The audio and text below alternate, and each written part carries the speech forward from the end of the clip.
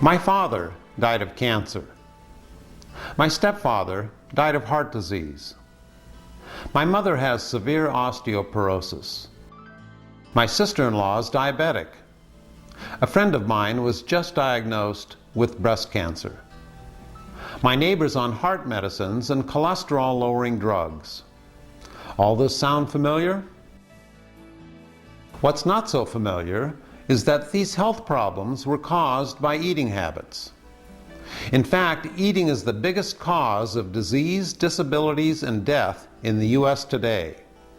And according to the Surgeon General, eating kills 2 out of 3 Americans every year.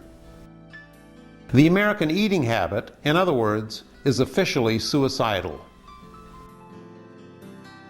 For most of my life, I never made the connection. I was your typical American yuppie eating what I thought was a healthy diet. But that's just the problem. What we call a healthy diet, in fact what the government defines as a healthy diet, is health dangerous. People are dying of heart attacks, cancers, and other diseases because they're following these healthy guidelines. I remember the widow of a famous man saying she did everything right. She followed all the guidelines until she died of cancer in her early 60s. Later on, you'll meet Dr. Joseph Crowe, a surgeon at the Cleveland Clinic who suffered a heart attack at the age of 44. And he completely reversed his heart disease by not following government guidelines. And you'll also meet Dr. Neil Pinckney, a psychologist who ate the standard American diet until his coronary arteries became blocked. Instead of bypass surgery, he reversed his heart disease by rejecting the advice of 4 doctors. And you'll meet Dr. Ruth Heidrich, a marathon runner who ate much better than government guidelines. She got breast cancer in her 40s as a result, and she beat the cancer only by waking up and not following the advice of 5 doctors. We assume we know more about health and nutrition now than we did back in the 1800s. Yet people living back then did not die because of what they ate. Before 1900, heart disease, our biggest killer, wasn't even included in medical textbooks. And cancer, diabetes, arthritis, and our other major diseases were rare and confined to the wealthy, who ate like most Americans eat today. People back then did not die of our current diseases because their eating habits were very different. Bread, potatoes, corn, oats, rye, barley meals, beans, and other vegetables, fruits, and whole grains were the major foods in their diets. Meat, dairy products, eggs, and fish were uncommon on the plates of working-class Americans. It's not that they didn't want these foods, they simply could not afford them. But during the 20th century, everything changed. As animal foods became more affordable, Americans switched from their plant-based diets to animal-based diets. This triggered the biggest dietary change in human history and ushered in a new era of eating-related diseases. By the middle of the century, Americans were suddenly dying of heart attacks, and cancer had all the earmarks of an epidemic in the making. In the last half of the century, we doubled our meat consumption, until the average American was eating more meat than they weighed, 225 pounds of meat every year. And while we were gorging ourselves on meat, our consumption of plant foods was reduced to iceberg lettuce, greasy French fries, and ketchup. And half our calories came from refined foods containing artery-clogging fats. By the year 2000, the American diet had been turned completely upside down. As a result, heart disease rose from an obscure illness to become our #1 killer. Cancer, diabetes, and other little-known diseases became household names. We became the fattest nation on the planet, and we turned eating into the most popular form of unassisted suicide. Today, the majority of school children already have signs of heart disease, and many are now taking cholesterol-lowering drugs. And 85% of adults suffer from hardening of the arteries, and half of the entire population will die prematurely due to heart disease. And over 40% of the population will develop a life-threatening cancer. We've become a nation of walking wounded because of our diet.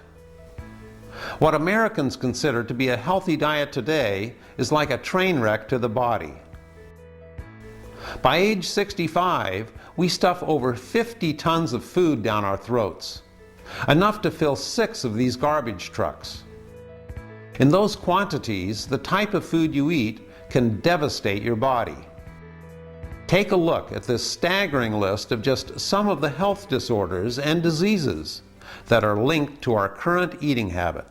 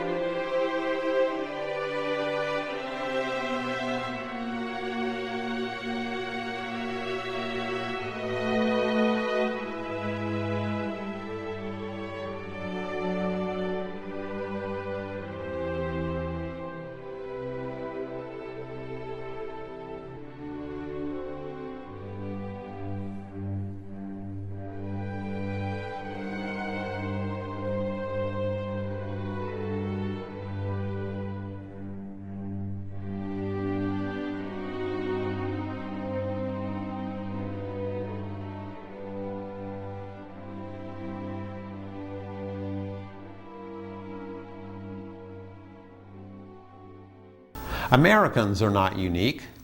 When people in other parts of the world abandon their traditional plant-based diets and start eating like Americans, they start dying like Americans. The pattern is not only obvious, but totally predictable. No matter where you look, when people adopt animal-based diets, heart disease and cancer suddenly become their biggest killers. This is now happening throughout the world in countries like Japan and China, where they're replacing rice and vegetables with meat and dairy products, and American eating diseases are spreading like wildfire. The one thing an animal-based diet does best is kill people. It does this by clogging arteries and restricting the flow of blood and oxygen throughout the body. Deprive the heart of oxygen, you get a heart attack. Deprive the brain of oxygen, you get a stroke. Deprive your tissues and cells of oxygen, and you set up the underlying cause of all cancers. Eating animal foods causes a fatty sludge buildup in your blood, and some of it sticks to the sides of your arteries. Your blood should be as clean and clear as the wine in this glass. When you eat a high-fat meal, it creates a fatty sludge buildup in your blood and causes your body to spend the next 5 hours cleaning up the mess. Of course, the excess fat and cholesterol eventually settles, usually in your arteries. This picture shows how fat and cholesterol build up in the arteries and restrict the flow of blood. The blue circle shows how wide the artery should be, and the red circle shows how narrow it has become. Now imagine blood vessels throughout your entire body clogging up like this. The vast majority of our major diseases today, ranging from heart disease to spinal disc deterioration to senility, are ultimately the result of clogged arteries. In other words, clogged arteries go far beyond heart disease, and almost all Americans have heart disease throughout their entire bodies. The seriousness of clogged blood vessels can't be exaggerated. More people die from blood vessel diseases than from all other causes of death combined. The primary cause of clogged blood vessels is cholesterol, and the only dietary source of cholesterol on the planet is animal foods. Animal foods close arteries. Plant foods open them. This is why our switch from a plant-based diet to an animal-based diet has been the biggest health disaster in human history. In fact, it's been estimated that cholesterol has contributed to more deaths than all the wars of the 20th century, all natural disasters, and all automobile accidents combined. Human bodies simply cannot handle cholesterol. It's the Achilles heel and fatal weakness of an animal-based diet. Movies and history books glorify man slaying animals and make it seem like eating meat was a daily event, but eating animals was extremely rare. In fact, ancient man was more the hunted than the hunter. Since the beginning, some 5 million years ago, humans have been, for all practical purposes, plant-eating vegetarians, living on fruits, leaves, nuts, berries, and other plant foods. Ancient humans ate over 800 varieties of fruits and vegetables.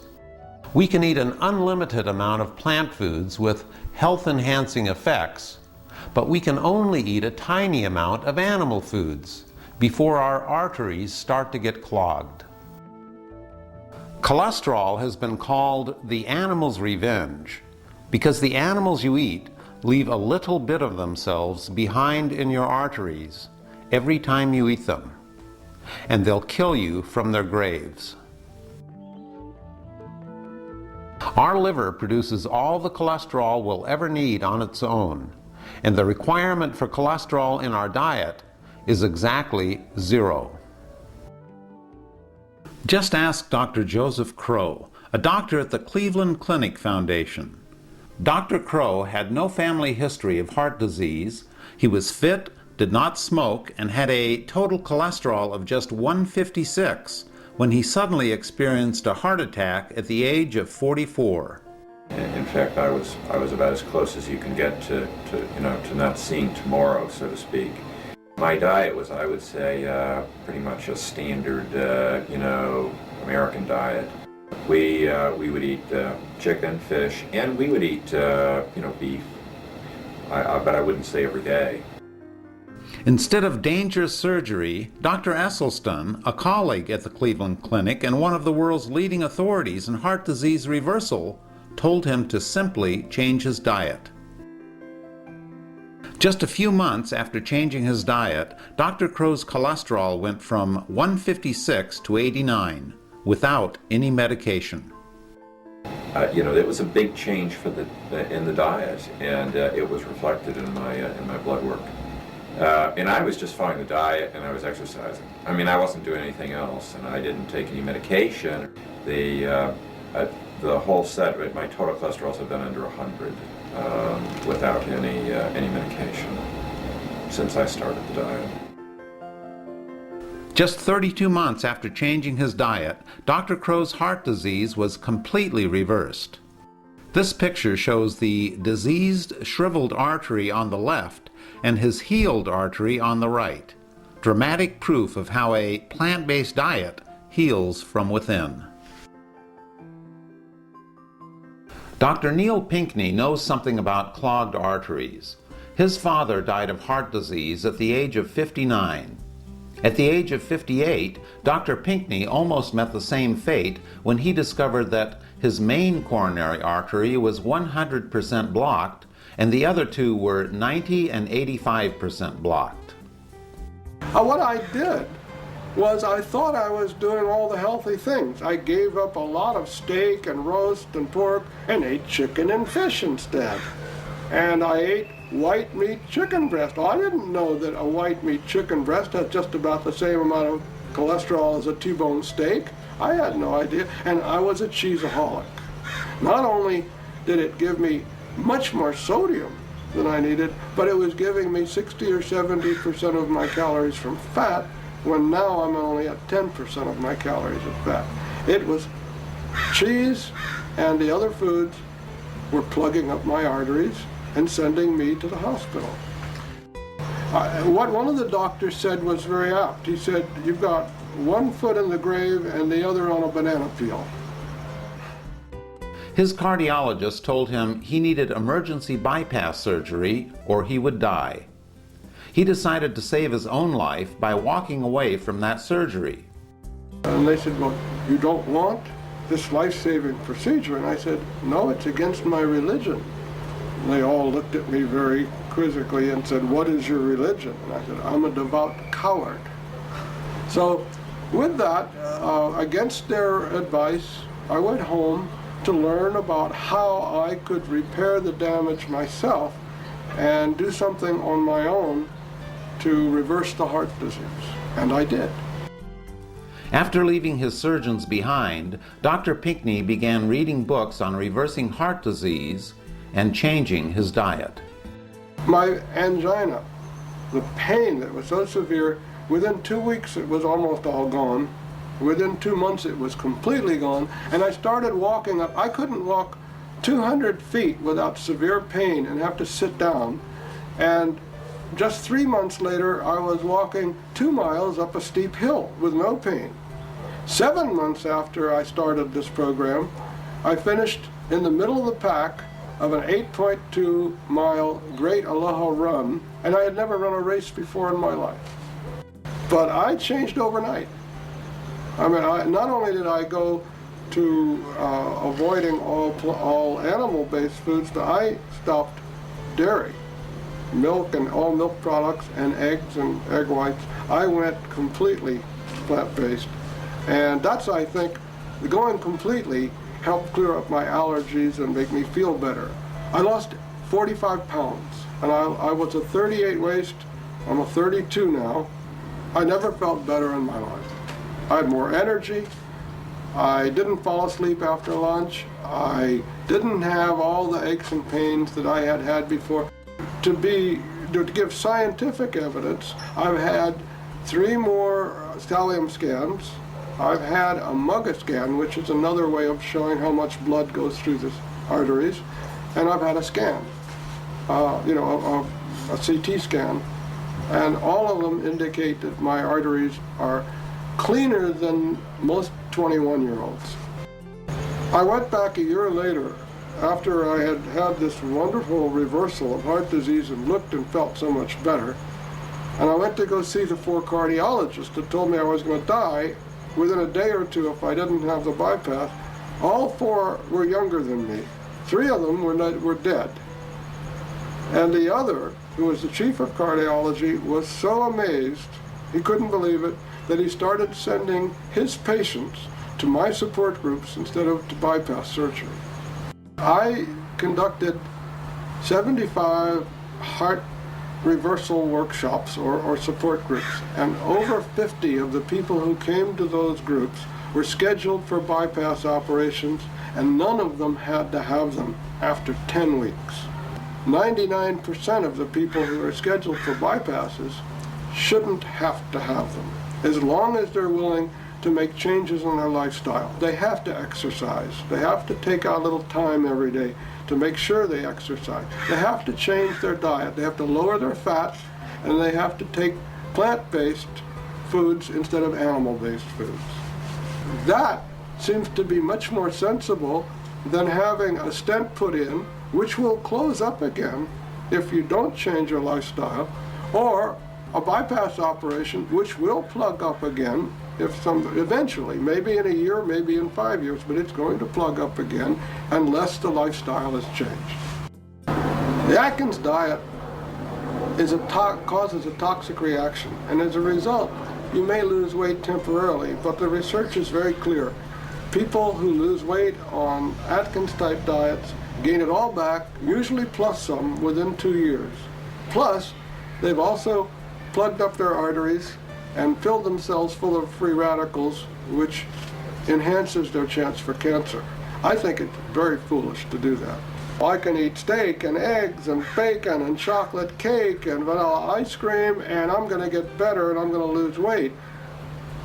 I mean, it doesn't take a nuclear scientist to figure out somewhere along the line that doesn't sound right. Not only does it not sound right, it doesn't look right either, from inside your body. This is a blood sample from a man who just ate 2 staples of the Atkins diet, a cheeseburger and shake. So it shouldn't come as a big surprise that high-fat diets, such as the Atkins diet, cause a whopping 40% reduction in blood flow to the heart after just 1 year. Dr. Esselstyn is one of the world's leading experts at treating heart disease. He says heart disease can be stopped in its tracks and reversed by adopting a simple plant-based diet. He should know. He's conducted the longest and most successful heart disease reversal program ever. Well, the American Heart Association is recommending presently that you maintain a cholesterol under 200 and the dietary fat in here be less than 30%. But if you look at people who are consuming a fat level of 30%, not only have we never seen regression of disease at that level, but indeed there are studies that indicate there is progression of disease at that level. So literally, if you follow the guidelines of the American Heart Association Step 1 diet, it literally guarantees that millions of Americans will continue to perish from this disease. What happens when our nutrient support comes from foods that not in a decade, or not in 2 decades, or not in 3 decades, but eventually will cause us to be ravaged by these disease conditions that really occupy about 70% of medical therapy that we see today. We know now from data that we have that through the so-called brachial artery tourniquet test that with a single needle you can demonstrate the endothelial injury that occurs to the vascular system. And that's the problem with today with the most well-intentioned internists and cardiologists, that you're only having roast beef once or twice a week now, no longer regularly. You're only occasionally having chicken. You're eating less cheese, you're eating less cream, you're eating less butter. And as a result, instead of pouring gallons of gasoline on the fire, you're pouring quarts of gasoline on the fire. And as a result, the fire doesn't go out. This isn't cancer. It's a completely benign disease. And it's absolutely something that should be annihilated in its tracks. This is tremendously empowering for the patient because the patient has become the locus of control, not the cardiologist, not the surgeon. And it's so reassuring to them to think that I am in charge of this disease that previously was trying to destroy me.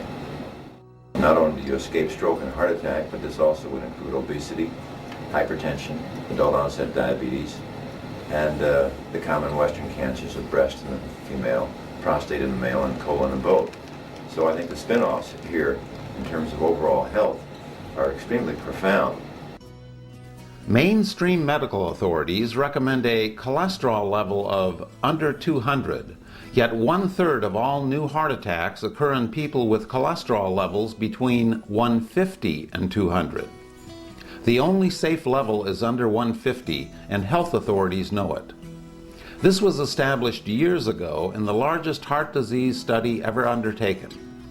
Mainstream medical authorities recommend a 30% fat diet, yet there is not one instance where such a diet has either arrested or reversed heart disease.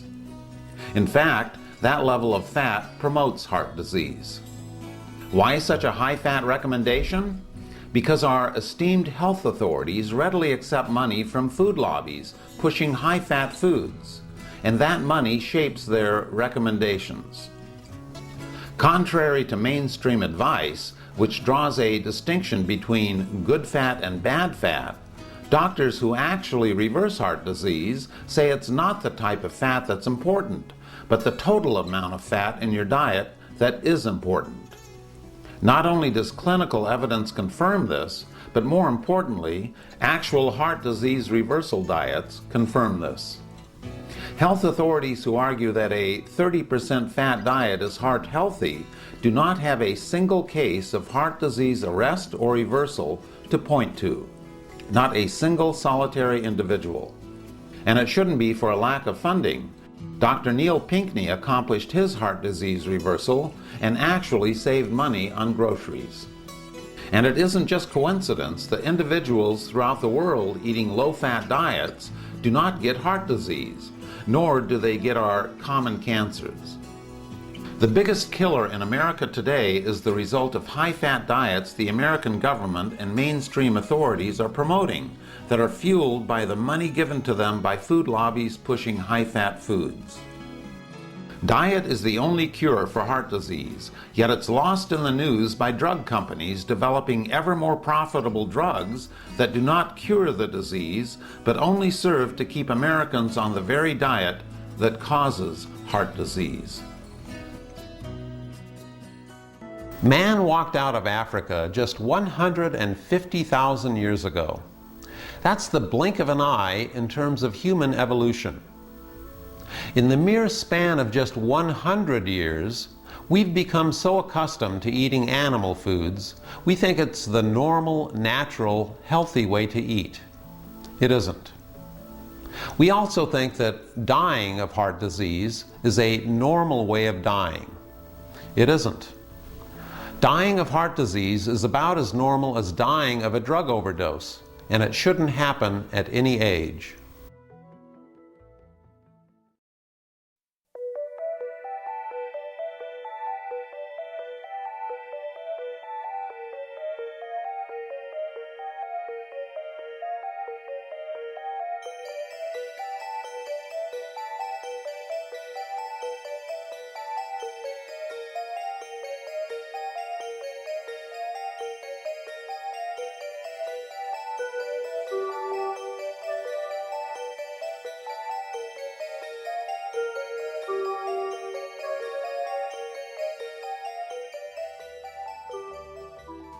Show me a population eating an animal-based diet, and I'll show you a population where cancer is the second biggest killer, after heart disease.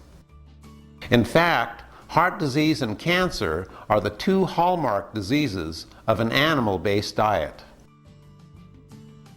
In 1971, President Nixon declared a war on cancer and promised a cure for the disease within 7 years. We all know that didn't happen. The war on cancer has not only been ineffective, but the search for a so-called cure has been totally misguided. Now close your blinds, turn down the volume, and make sure no one else is watching, because I'm about to let you in on a dirty little secret. Ready? We already have a cure for cancer.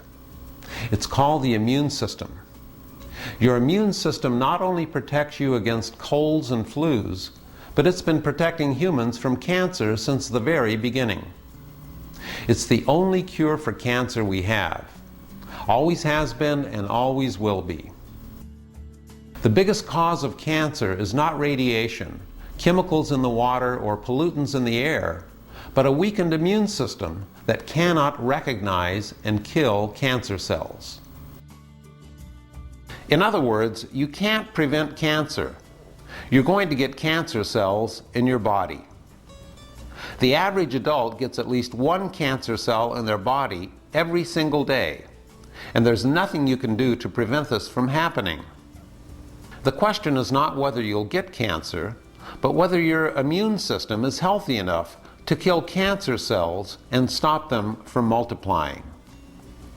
Autopsy studies have shown that by age 50, almost half of all women have breast cancer, and 40% of men have prostate cancer.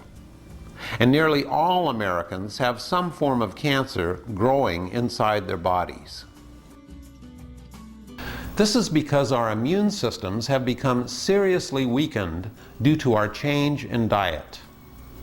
This is why populations eating animal-based diets are plagued with cancers, and those eating plant-based diets are not. Don't look to the cancer industry for a cure. The cure for cancer is right inside you. And the only way to win your personal war on cancer is to strengthen your immune system by changing your diet. Plant foods are the only foods that strengthen the immune system and contain cancer-fighting nutrients. So a change to a plant-based diet turns out to be the only real cure for cancer we have. The strongest cancer-fighting medicines on the planet don't have scary names, and they're not found in hospitals, but in your humble grocery store.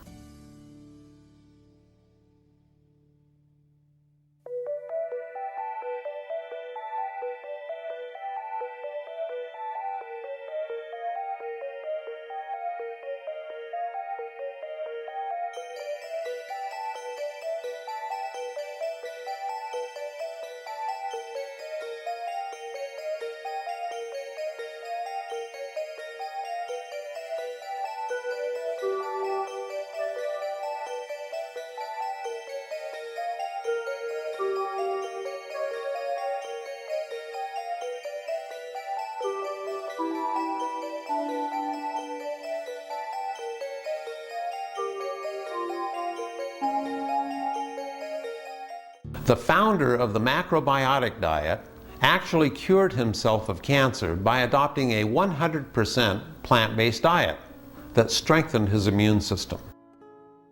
A surgeon developed breast cancer and her tumor grew to the size of a grapefruit. She rejected conventional treatments and completely cured her cancer by radically changing her diet and lifestyle. Another physician found out he had prostate cancer that had spread throughout his body.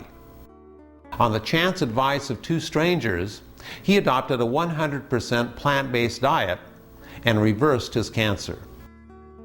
There are thousands of cases where people have reversed serious cancers by changing to a strict plant-based diet. Cancer cells don't just fade away. The only thing that will defeat cancer is a strong immune system, and plant foods strengthen that immune system.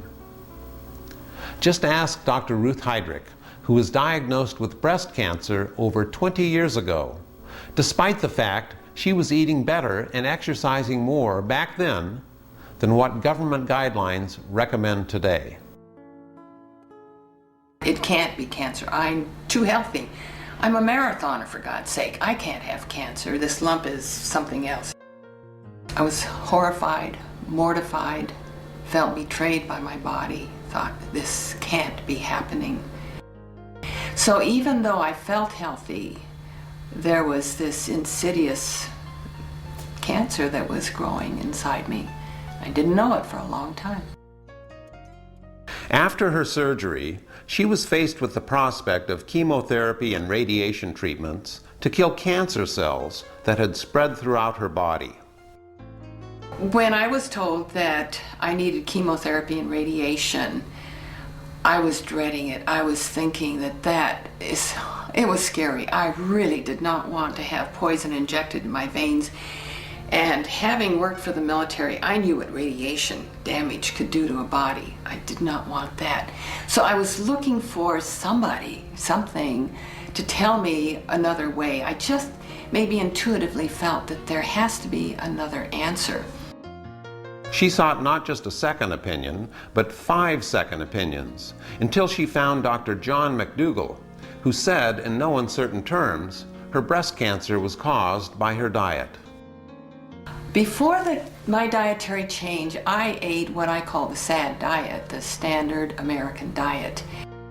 Well, I knew that it wasn't diet in my case, but let's prove it to the world. And I knew because I was not eating any red meat. I had only skim milk and chicken and fish. And so when I went to see Dr. McDougall, he said, that's the diet that caused your breast cancer. I was shocked. He said, if you want to save your life, change your diet. And of course my response was, let's see, let's prove it one way or the other. And then I thought, oh, it's too late. And he said, no, it's not too late, because your immune system, you've had the surgery, you've removed that tumor. Now what your body has to do is kill off those stray cancer cells that have, without any doubt, already spread through your body. What your body now has to do is kind of a mop-up operation, and that's what diet enables that immune system to do. The major point, though, is that you search for the cause. Breast cancer is a symptom of a lousy diet. She refused chemotherapy and radiation treatments and switched to a 100% plant-based diet. 20 years later, she's cancer-free and credits her new diet with saving her life. Breast cancer thrives in an estrogen-rich environment, and women in America are literally swimming in estrogen with levels up to twice as high as women eating plant-based diets. Animal-based diets also cause girls to begin their menstrual cycles at a much younger age than girls eating plant-based diets. In just 140 years, the average age of puberty in U.S. girls has dropped from 17 to 12, and menopause starts 4 years later. In other words, an animal-based diet has added 9 years of menstrual cycles to the lives of women. How do we know this is caused by diet? Because girls raised in the U.S. and throughout the world on plant-based diets reach their puberty at the normal age. Usually, parents take great pride as they see their children mature, and they think, oh, my daughter's, we're getting graphic again, started her periods when she was 11 years old, and they think that this is good. Actually, it's bad. It increases the risk of breast cancer, premature death, heart disease, all these other problems. We need to turn it around and try to delay the onset of puberty in our children. Men on animal-based diets also reach puberty earlier and have abnormally high levels of testosterone. And studies have linked high testosterone levels to prostate cancer. Men throughout the world eating traditional plant-based diets have normal testosterone levels and don't get prostate cancer.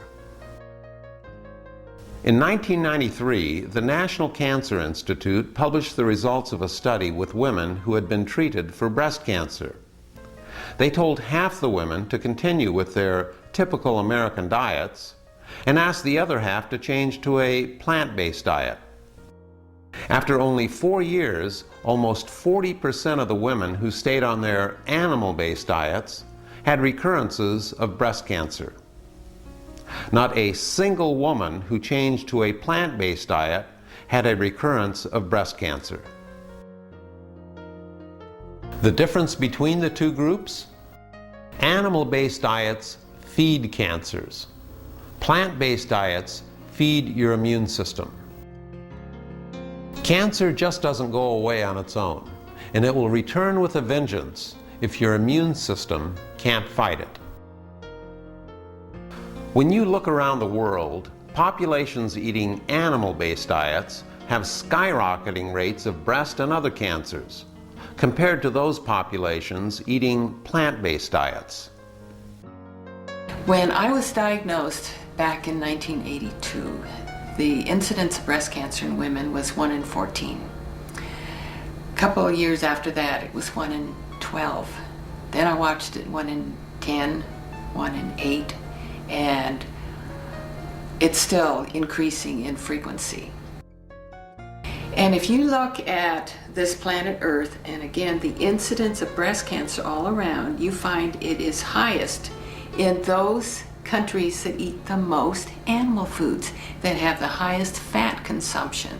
And conversely, breast cancer is extremely rare in those countries that can't afford to eat animals.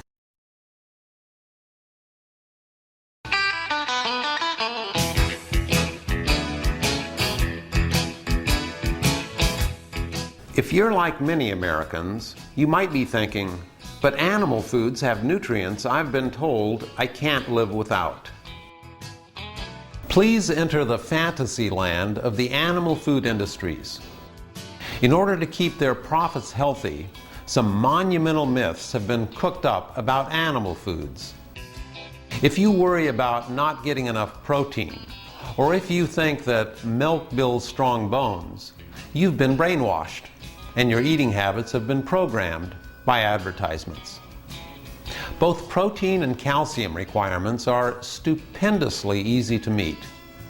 In the case of protein, you could eat nothing but potatoes and get adequate amounts of protein.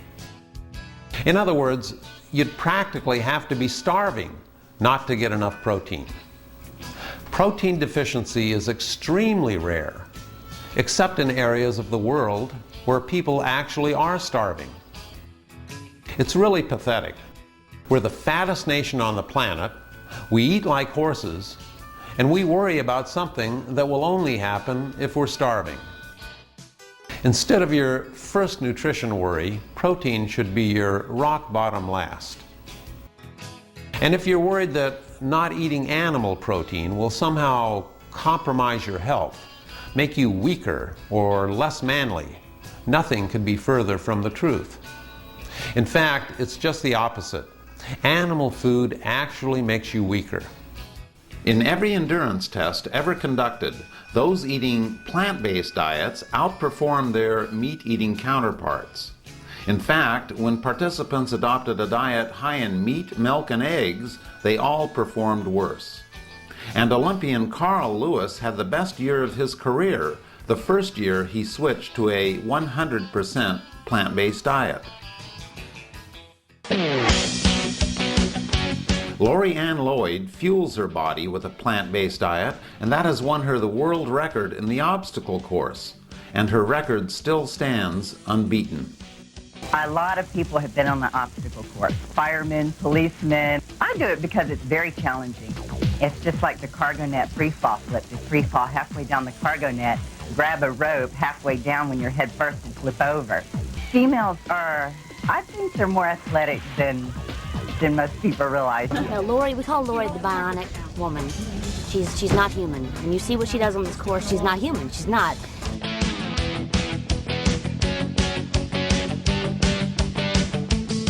For centuries, men have held on to the false notion that eating meat, especially red meat, will make them stronger and more masculine.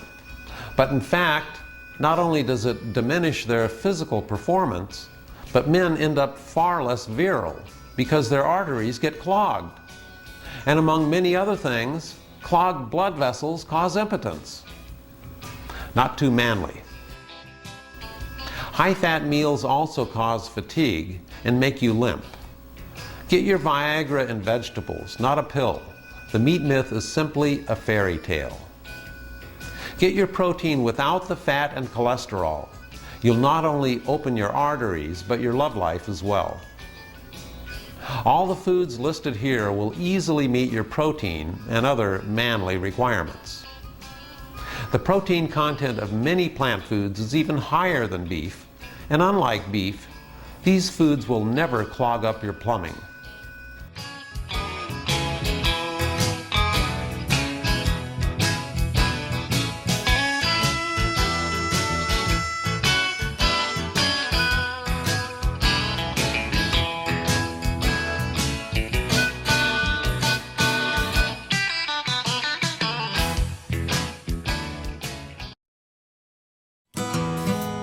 Calcium brainwashing is even worse than protein brainwashing, in that you'll consume adequate amounts of calcium on any natural diet.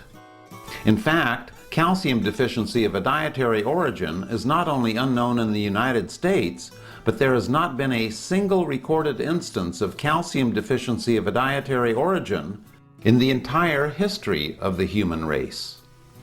Despite this fact, the dairy industry claims that Americans somehow have a calcium deficiency, and, big surprise, we're told we have to consume more dairy products. But why would Americans be so special and have this calcium deficiency when populations around the world do not? And those populations consume a fraction of the calcium Americans do, they have no osteoporosis problem, and they get their calcium from plant foods, not dairy products. The reason Americans are so special is because dairy lobbies have paid off politicians and set U.S. calcium requirements sky high in order to sell their products. In other words, the same people selling calcium are setting our calcium requirements. And dietitians, doctors, and the public have bought into this because the government promotes dairy products. In fact, the amount of calcium you consume has nothing to do with bone loss. We're among the world's biggest consumers of calcium, and the more we consume, the more calcium ends up in the toilet, and the greater our incidence of osteoporosis.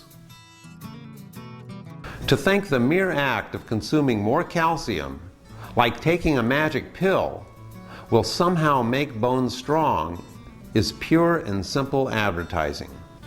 The primary cause of osteoporosis is a lack of weight-bearing activity due to a sedentary work and lifestyle.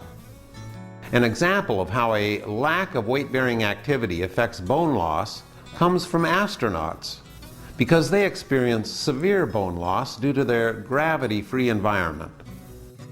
In a similar fashion, people who are bedridden for long periods also suffer rapid bone loss. Bones are just like muscles. They get stronger and grow only when you put them under stress, just as muscles get stronger when you exercise them. Bone is just like muscle. If you want to build a real bicep, you know what you have to do? Most people know that you can't just pop a protein pill and that it goes right to the muscle and builds it up. You have to really stress it. You have to put a lot of weight on it. Right underneath that muscle, we got a bone. The bone is more metabolically active than that muscle. When that bone is being stressed, or if you're lifting weights like this, the bone is saying, whoa, wait a minute, we're not prepared for this. We better lay down some stronger bone, and that's what happens. In the past, we used to get paid for physical activity. Now we get paid for sitting in chairs all day. In the past, American women have had far less physical activity than men, and this is the primary reason osteoporosis strikes women harder than men. Physical activity is also the reason why women throughout the world who consume very low amounts of calcium keep their strong bones during and after menopause. Contrary to what you've been told, bone loss does not occur with age. It occurs when people become less active. You'll get enough calcium on any diet. Let your body determine the amount of calcium it needs, not the dairy industry. What you have to do is make your bones want to be stronger by exercising them. If they don't feel that need, like the bones of astronauts in space, they'll become weaker.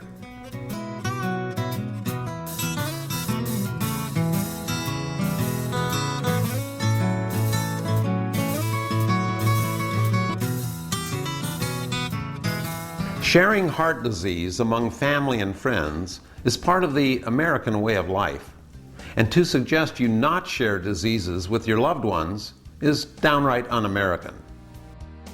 Many people have taken to sharing the so-called lighter meats, like chicken, turkey, pork, and fish, thinking this will somehow prevent bad things from happening to their family and friends. If your doctor told you eating lighter meats will lower your cholesterol, you're just playing with your food. What's the difference between white meat and red meat, in your opinion? It's a question of whether you want to be shot or hung. I think you have to remember that all muscle that we eat, whether it's muscle that flaps a wing, wiggles a fin, or paws with a hoof, all that muscle is made up of animal protein, cholesterol, and fat, all of which are really quite unhealthy. And whether it's white meat or whether it's red meat, it's equally unhealthy. If you get a 3-ounce piece of steak, you get 75 milligrams of cholesterol. If you get a 3-ounce serving of white meat, skinless chicken, you get 72 milligrams of cholesterol. I mean, basically it's pretty much the same. Health authorities like to talk about reducing risks by eating lighter meat, but reducing the risk of a heart attack isn't preventing one. The only way you're going to prevent a heart attack is to get your cholesterol below 150. and eating lighter meats won't get you there. So what about that good fat in fish? Well, that good fat originally came from plants, the plants eaten by fish. So you're not only getting the good fat secondhand, but you're getting it in a package of bad fat, cholesterol, PCBs, pesticides, and other poisons. And calorie for calorie, shrimp have 6 times the amount of cholesterol as beef. To say eating fish is healthy because it contains a little good fat is like saying Twinkies is healthy because it contains a little calcium. And what about those dairy products? Dairy, in fact, has been called liquid meat because it contains just as much fat and cholesterol as red meat. Drinking 3 glasses of milk a day, as the dairy industry and our government recommends, gives you the same amount of artery-clogging cholesterol as eating 21 slices of bacon. A pint of ice cream is worth 24 slices of bacon. And at least one protein in dairy may trigger the onset of insulin-dependent diabetes in children. At least one hormone in dairy has been strongly linked to breast and prostate cancer. Over 50% of school children are allergic to dairy, and 70% of the population is lactose intolerant, particularly people of color.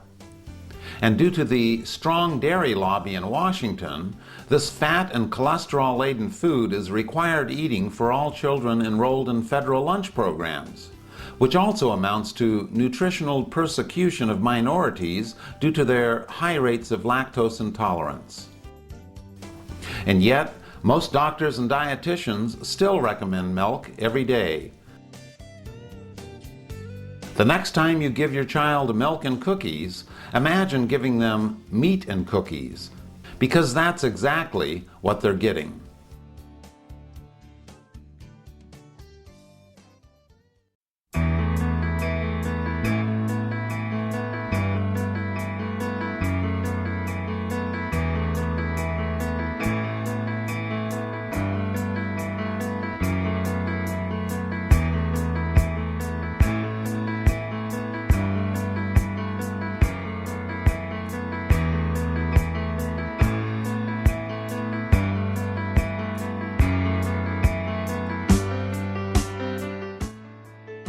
We live in a strange world when it comes to eating. Don't you think it's strange that 1/3 of our raw materials and fossil fuels are consumed raising animals to eat? Don't you think it's strange that with the fuel used to create just a single hamburger, you could drive a car 20 miles? Don't you think it's strange that it's actually cheaper to drive a car any distance than to walk that same distance if your calories came from beef? Don't you think it's strange that hamburger, one of the most resource-intensive and expensive foods on the planet, costs less than raspberries?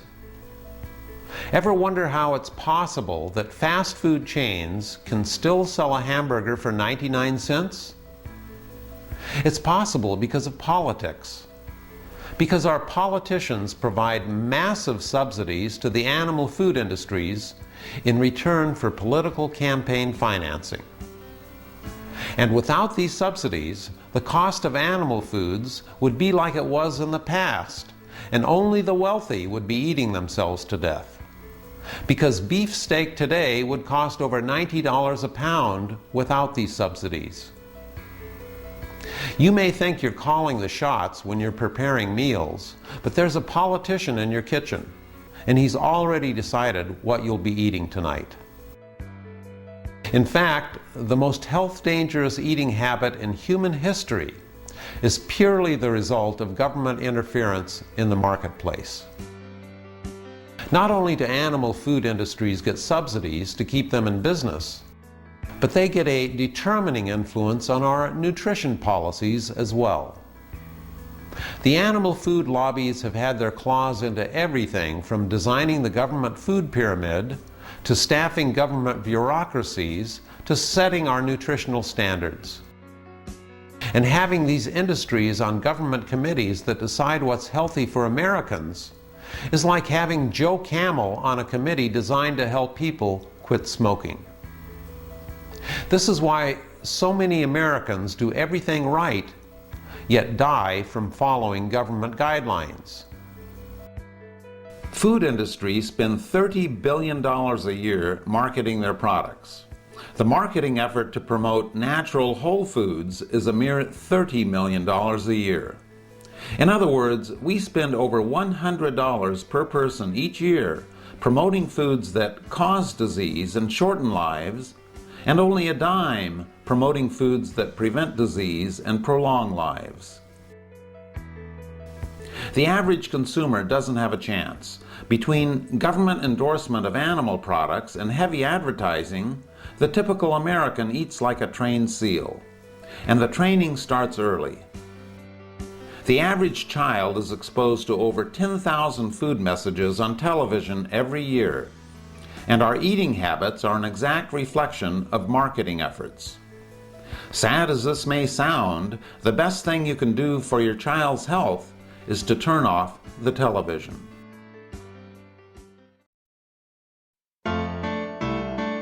Not too long ago, Americans thought there was nothing wrong with smoking. Doctors smoked and even recommended cigarettes to their patients.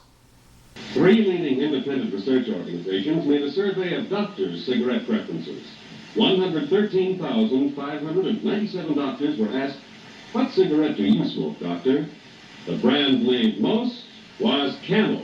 According to a nationwide survey, more doctors smoke Camels than any other cigarette. Cool cigarettes ran ads that their product actually prevented colds, and the media was filled with health claims for cigarettes. The tobacco industries used doctors to prove their case, and they used health claims in their slogans.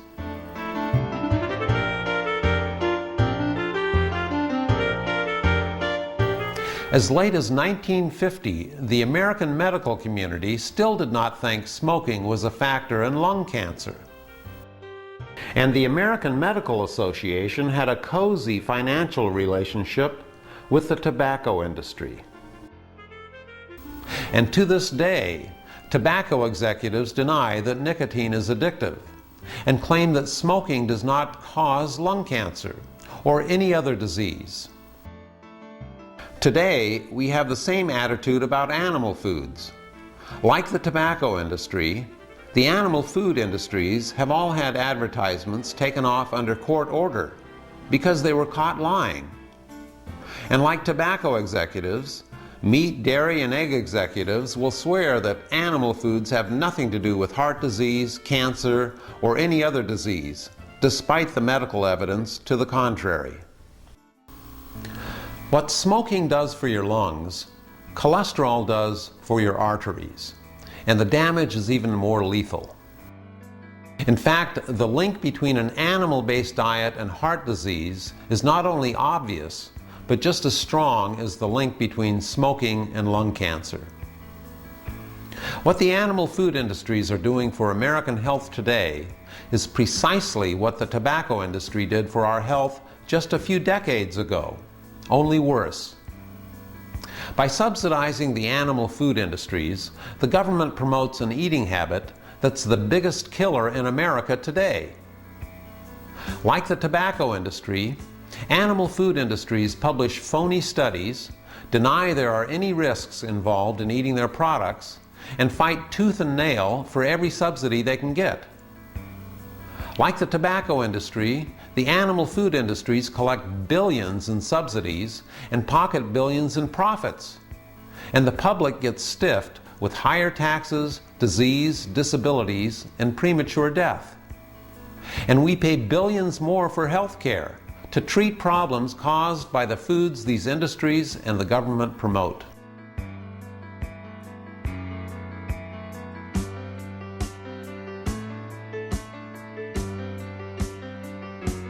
It took a long time for people to wake up to the health dangers inherent in smoking.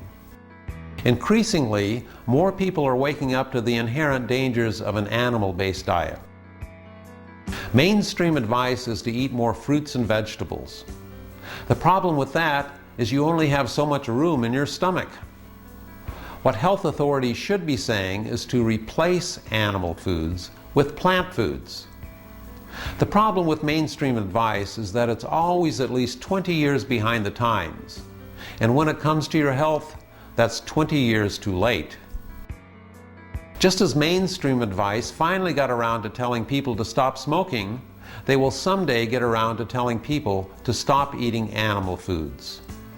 Like it or not, that's where we're headed, and for good reasons.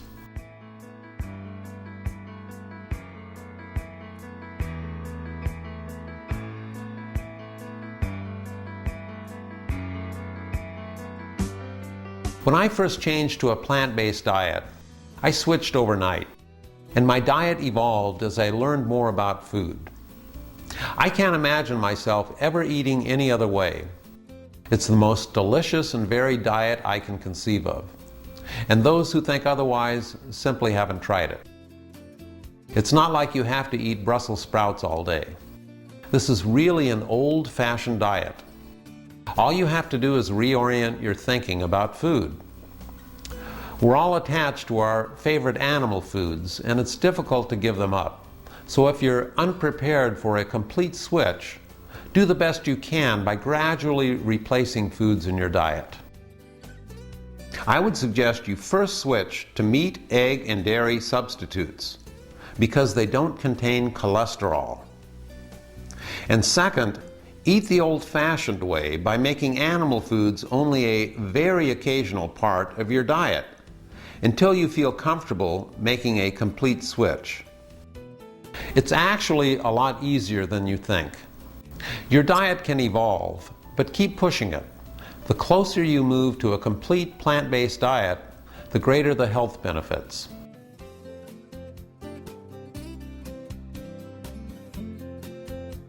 There are all kinds of plant-based or vegetarian diets. The problem with the word vegetarian is I don't know what it means anymore. Most vegetarians consume dairy. Some eat fish. Some eat eggs. These days, some people even eat chicken and call themselves vegetarians. Vegans eat no animal products whatsoever, but they don't explicitly prohibit refined foods. In other words, you could eat donuts and suck on sodas all day and be a vegan, and some teenage vegans do exactly this. In order to be as explicit as possible, I've come up with the RAVE diet. This is my word, but not my diet, because it follows the guidelines used by doctors to treat and reverse diseases. It's just a simple acronym to help you remember the rules, which are no refined foods, no animal foods, no vegetable oils, no exceptions, and exercise. For more information on the RAVE diet, visit our website, which also gives you references to doctors who use similar diets to cure diseases and bring patients back to health.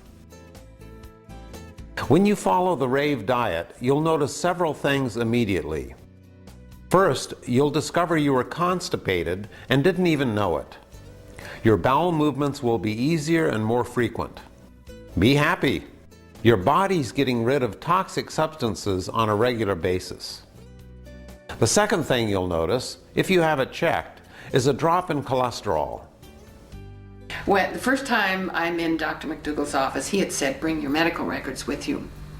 He's looking through everything and he said, I said, what? He said, your cholesterol is high, 236. You know, at that level, you are at as great a risk of having a heart attack and dying of heart disease as you are the breast cancer. Dr. McDougall said, change your diet and it'll take care of the cholesterol as well. 3 weeks later, exactly 21 days later, back in his office, blood test, cholesterol 160. 236, 160 in 3 weeks. No medication, no nothing. Just quit eating the stuff and it goes away. My own cholesterol went from 372, it's now 124. The third thing you'll notice is weight loss. What you won't notice immediately are the changes going on inside you. The clearing of fat and cholesterol from your blood vessels, the freer oxygen flow to all parts of your body, the strengthening of your immune system, and many other changes that will make you healthier and happy you adopted a new way of eating. And the changes this diet can make to your health by just opening up your blood vessels can be profound in many different ways. Long before our food revolution, Thomas Edison wrote, "The doctor of the future will give no medicine, but will involve the patient in the proper use of food, fresh air, and exercise." If you ask your doctors what you should be eating to fight arthritis, menstrual cramps, or cancer, they won't have a clue. But they will know what drugs to prescribe. But drugs only treat symptoms. Cholesterol-lowering drugs treat a symptom of a bad eating habit. Treating the cause of high cholesterol means eliminating cholesterol from your diet. The most often heard phrase in the cancer industry is early detection. But that's early detection of a symptom. The real cause of cancer is a weakened immune system that's weakened by the foods we eat. Tragically, the bulk of our vast medical establishment is dedicated to treating symptoms, not causes. And symptoms of diseases that were not even common before 1900. The mutilating surgeries, the billions of dollars spent on drugs, are for the most part treating symptoms of a lousy diet.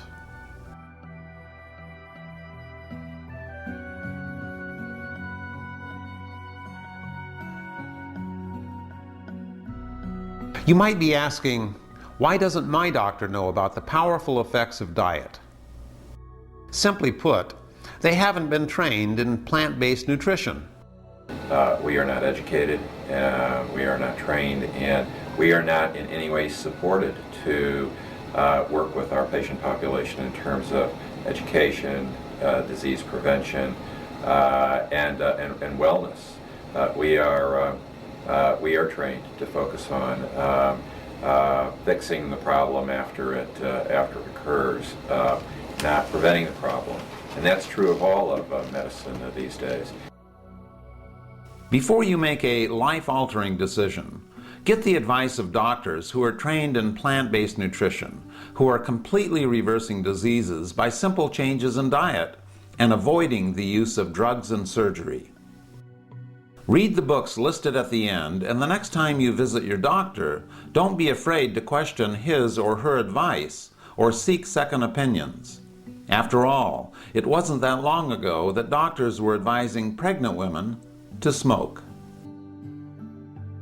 A plant-based diet is the oldest diet in the world. The rave diet just improves on most plant-based diets by excluding the foods that are at the root of our major diseases today. The human body is a miracle, and it's constantly trying to heal itself from the wounds inflicted on it by an animal-based eating habit. In fact, the whole point of the rave diet is to go back to the fundamental foods our bodies evolved with in order to give our bodies a chance to heal themselves. Because the best doctor on the planet is still right inside all of us.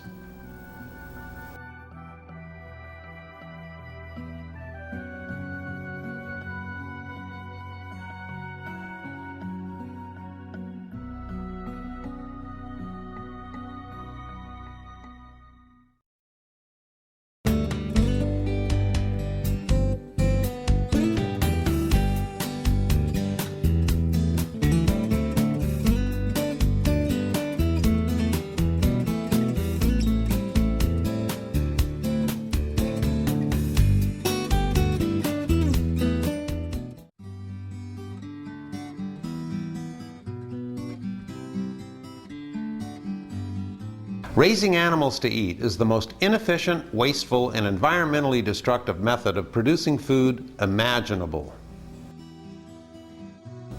This may surprise you, but we grow far more food to feed the animals we eat than we grow to feed ourselves. Farm animals consume 80% of American corn, 80% of American grain, and over 95% of American oats.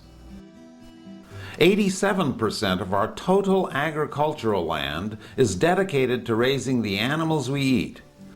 That's almost half of the entire landmass in the U.S.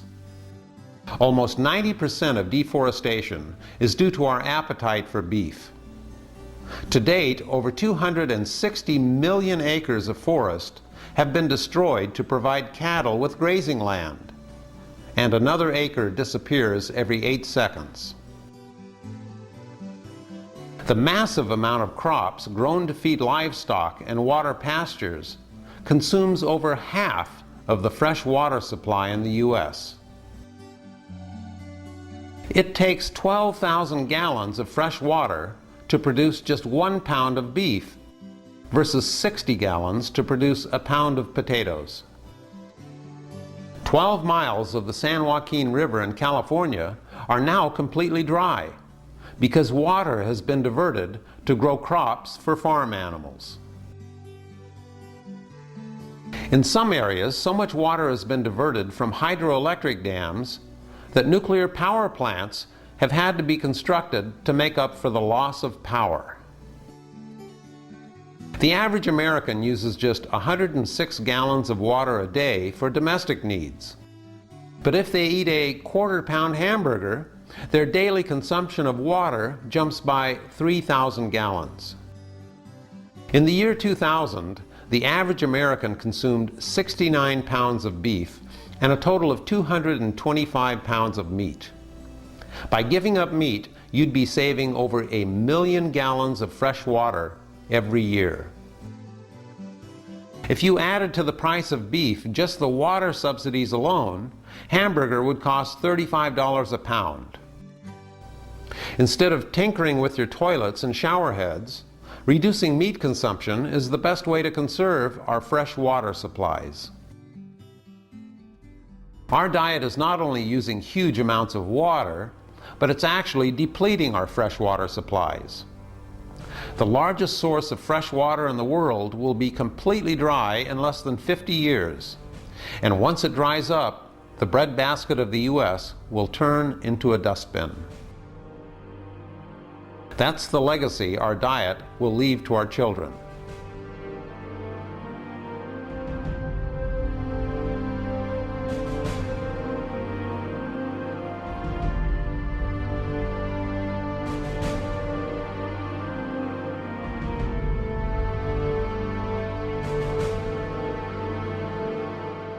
Eating animals not only consumes half our water, but their excrement pollutes the other half. In fact, farm animals produce 130 times more waste than people do. And yet, not one feedlot or farm in America is required to have a proper sewage system.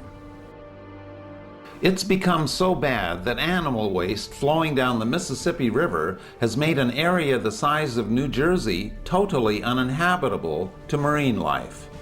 It's called the dead zone. E. coli, salmonella, listeria, and all the other fancy scientific names used to describe food pathogens all boil down to the same thing for the consumer. There's animal excrement in your food. It's become so bad that E. coli is now the leading cause of kidney failure among American children.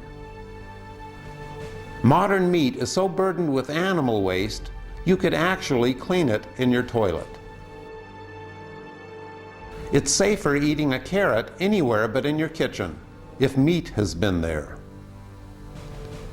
Packaged meat now carries a warning label telling consumers to wash everything that's even come into contact with meat. The reason you have to cook it so long is to make sure the animal excrement is safe for you to eat. It's no longer a question of whether there's manure in your meat, it's a question of how to deal with it. The meat industry's answer is not to get rid of it, but to nuke the whole package with radiation. Now, all you have to worry about is getting used to the taste of a mouthful of dead bacteria from fried farm animal feces. We're also depleting our oceans of marine life and setting in motion a trend that some say will result in the whole-scale collapse of marine ecosystems within 40 years. Using sophisticated technology to sweep the oceans with massive nets, we're now taking more fish out of the ocean than can reproduce, and wreaking havoc on the very foundation of life on Earth. The irony is that farm animals eat far more fish than people do. In fact, half of the world's fish catch is fed to livestock. As it turns out, the best first step you can take to help save the oceans is to stop eating farm animals. We're also losing our biological diversity because of our appetite for beef. For decades, the U.S. government had a program designed to totally exterminate wolves in order to protect cattle. Currently, the U.S. government slaughters 1.5 million animals every year to protect cattle. This is yet another government subsidy that benefits a few large corporations. These are just some of the victims.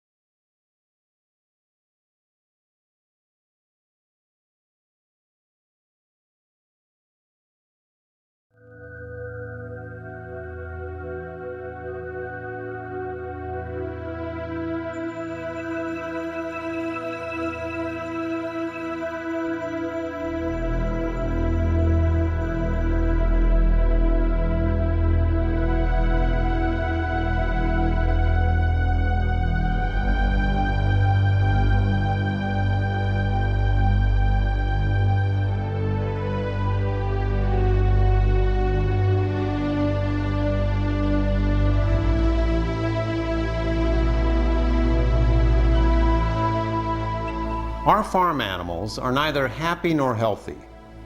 In fact, they're tortured, disease-ridden, drugged-up, cancer-carrying shadows of the old-fashioned farm animals your great-grandparents ate. Modern farms view animals as machines which can be manipulated to produce more offspring, lay more eggs, produce more milk, and grow faster and fatter than ever before. Farm animals are genetically altered and systematically mutilated to squeeze the last penny from them before they end up on your plates. The picture is not pretty. In fact, the modern farm is more like a concentration camp for animals. Pigs have their ears snipped, their teeth clipped, their tails cut, and the males are castrated, all without anesthetic. Chickens have their beaks cut off. Bulls are castrated to increase their body fat, and they have their horns cut. Due to their extreme confinement, animals develop deformities, are chronically sick, and live just a fraction of their normal lifespan. Pigs are confined to small pens that cause them to get crippling leg disorders. 80% of pigs have pneumonia, and many are so weak they can barely walk to the slaughterhouse truck.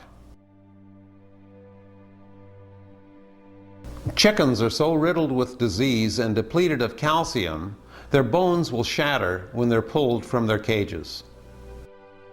Their confinement is so extreme, their feet actually grow around the bare wire of the cage. One government report estimates that 90% of chickens have cancer when they enter our food supply. It shouldn't be surprising that chickens get feed additives to make their skin and the yolks of their eggs look healthy. Egg-laying chickens born male simply have no purpose because they're not profitable. They can't lay eggs and they're not worth feeding because they don't grow fast enough. Life greets them with a lethal gassing, a broken neck, or decapitation. Another favorite method is to throw the chicks alive into grinders.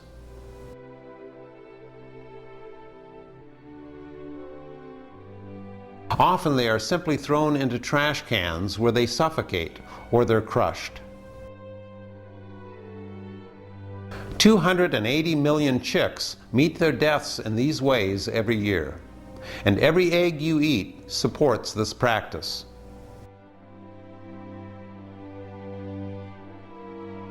Due to genetic manipulation and drugs, broiler chickens have to be slaughtered within 2 months, or they'll die of a heart attack or other diseases caused by their exploding growth.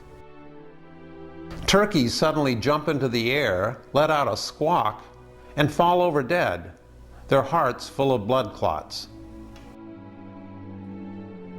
If you're a lover of pâté, you should know that what you're eating is diseased liver from force-fed geese and ducks. In order to produce this diseased liver, farmers shove a pipe down their throats and pump food into them.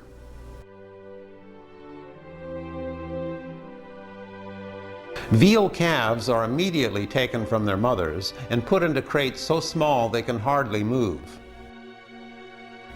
Chains are put around their necks to restrict movement, so their muscles won't develop and their meat will be tender.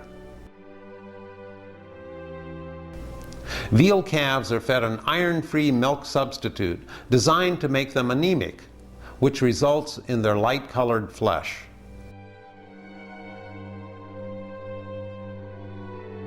Ironically, people who eat veal think the lighter flesh is somehow healthier. Nothing could be further from the truth. The veal calf is a very sick, malnourished animal. Many veal eaters also think the tender flesh comes from a particular breed of calf. They're wrong. It's the result of an unusually cruel confinement. Veal calves are byproducts of the constant pregnancies of dairy cows. So there's a little bit of veal calf in every single dairy product you consume. Every time you eat dairy, you're supporting this cruel practice. Dairy cows live a fraction of their natural lives because they're literally milked to death. Due to their high output, cows lose so much calcium their bones become rippled, like potato chips. The constant pregnancies, drugs, and unprecedented milk production keep dairy cows on the brink of death. They're so susceptible to disease, 80% of cows have leukemia, and 50% of cows have the animal equivalent of AIDS. After a few years of constant milking, cows are completely spent. Many simply fall down and can't get up.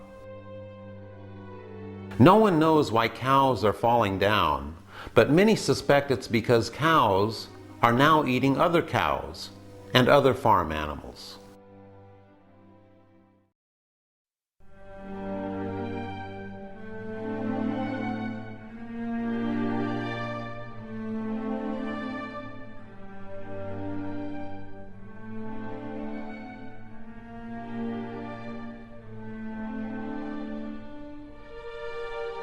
Cows evolved eating grass, yet the cows we eat today have rarely even seen real grass. In fact, modern farms have turned cows into cannibals, forcing them to eat recycled cows and other animals, including dogs, cats, other domestic pets, other farm animals, roadkill, and circus animals. Just as our own eating habits have been turned upside down, we've turned the eating habits of farm animals upside down. And now they're eating each other. And while the meat industry insists there's no problem with farm animal cannibalism, this practice has resulted in brain-wasting diseases among farm animals, including mad cow disease. Based on autopsy reports, many suspect this practice has caused a totally new form of mad cow disease to emerge in humans, with symptoms identical to Alzheimer's disease. Autopsy studies of Alzheimer's victims reveal that up to 13% of these victims did not have Alzheimer's at all, but the human form of mad cow disease. In other words, as a result of eating farm animals, you could develop the human form of mad cow disease and acquire symptoms identical to Alzheimer's. There are 4 million people in the U.S. with Alzheimer's disease. Based on autopsy studies, there may be hundreds of thousands of people who are slowly losing their minds because of their appetite for meat. This is just a glimpse at some of the food preparation techniques used at modern farms. Today, geneticists are hard at work to create farm animal freaks, animals without legs and chickens without beaks, wings, feet, and feathers, in order to enhance the automated delivery of saturated fat and cholesterol to your plate. Soon, the standard American diet may be full of meat from animals without legs, sitting in a supported position, giving milk or growing fat for the slaughterhouse. And yet, you'll still see the old-fashioned farm animals in advertising or on the outside of slaughterhouse walls. Amazing grace, how sweet the sound that saved a soul. The American eating habit is supporting a system of animal cruelty on a scale never before seen in history. Some of you may think this is only cruelty against animals dumb enough to eat. But would you eat your dog? Or cat? Or horse? Indians consider cows to be part of the family. We eat them. We consider dogs to be part of the family. Asians eat them. Most people say they're animal lovers, yet they eat farm animals 3 times a day. And yet farm animals are as feeling as any household pet, and in many cases, far more intelligent. How humans decide what animals they eat defies all logic, because there's no difference between a slice of dog meat in Korea and a slice of bacon in Kansas. When we talk to animals or touch them, our blood pressure falls, and so does theirs. The animals we eat have come to trust humans for their care, and we violate that trust every time we make them into a meal. You can make this double standard disappear, improve your health and the environment as well, by simply not eating them.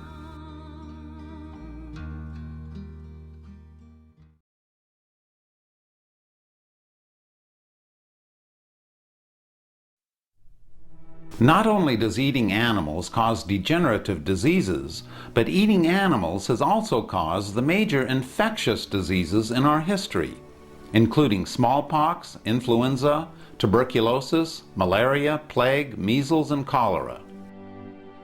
These diseases have emerged as a result of taking animals out of their natural habitats and putting them into unnatural settings where their diseases mutate and eventually infect humans. Primarily due to our increasing appetite for animals, 75% of all new infectious diseases discovered during the last 30 years have come from animals.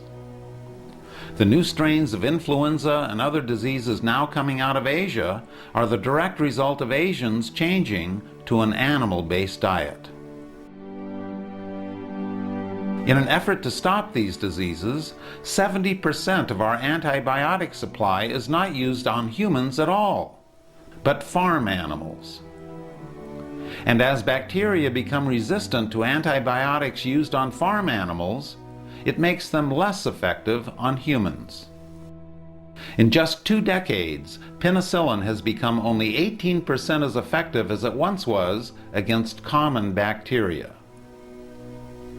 In trying to prevent diseases in animals so we can eat them, we have made ourselves more vulnerable to the very diseases we are trying to prevent. As a result of eating animals, we not only kill ourselves with degenerative diseases, but we kill ourselves with infectious diseases that leap from the animals we eat to man. The biggest killer of humans in the history of life on this planet, in fact, turns out to be the human appetite for animals.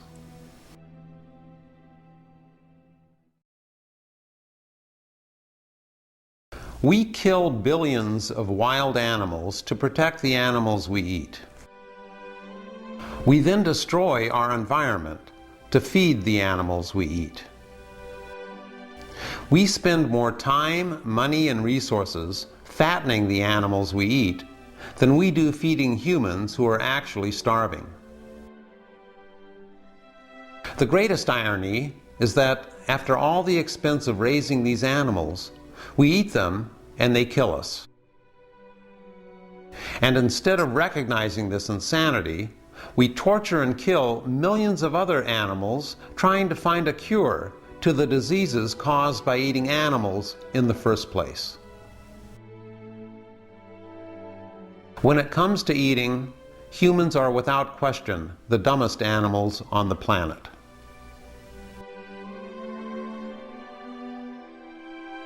The typical American eats over 3,000 farm animals in a lifetime.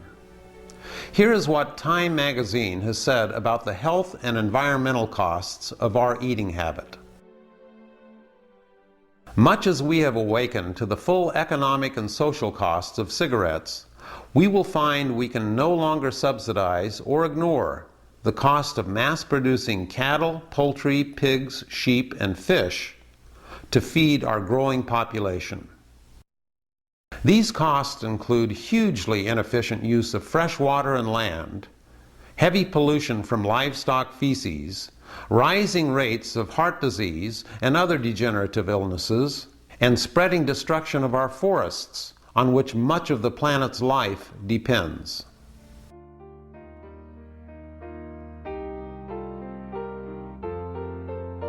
According to some, humans are now consuming more natural resources than the earth can sustain, and eating animal foods is one of the major reasons.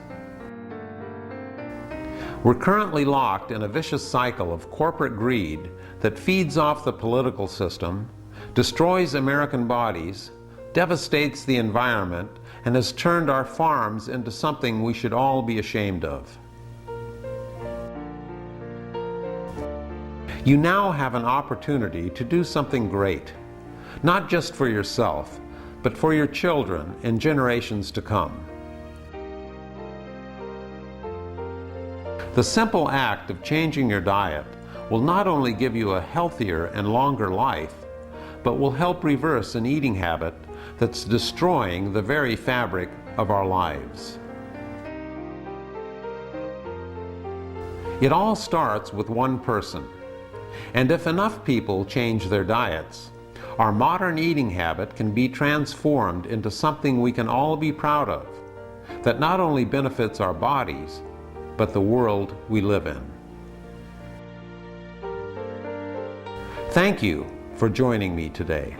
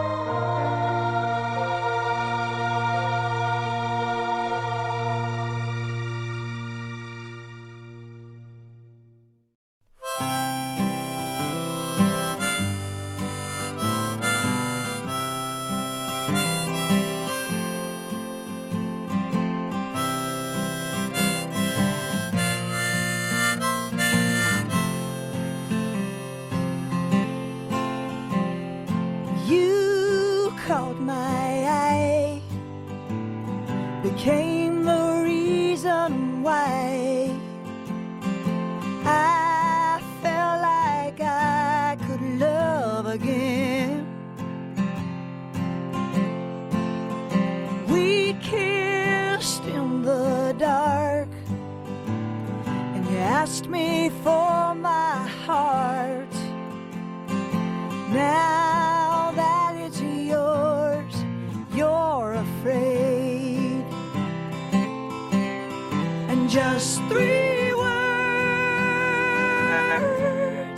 is all I'm asking. Just 3 words. But why do you cry? Just hold me tight and say I love you. Flowers and cards, tenderness and charms. If it's an act you really had me so. Too good to be true. Now I'm feeling used. I can't believe you leave me all alone. And just 3 words is all I'm asking. And just 3 words. Why do you cry? Just hold me tight and say I love you. Just say I love you.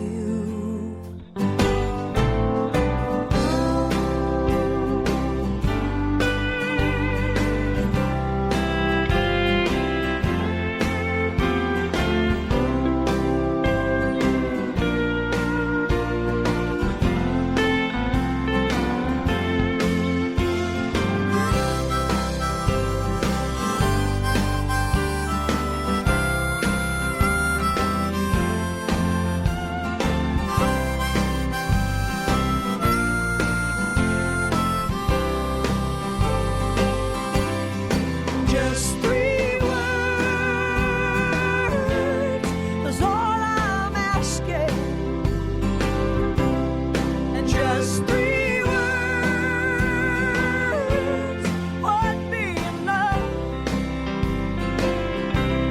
And just 3 words. But why do you cry? Just hold me tight and say I love you.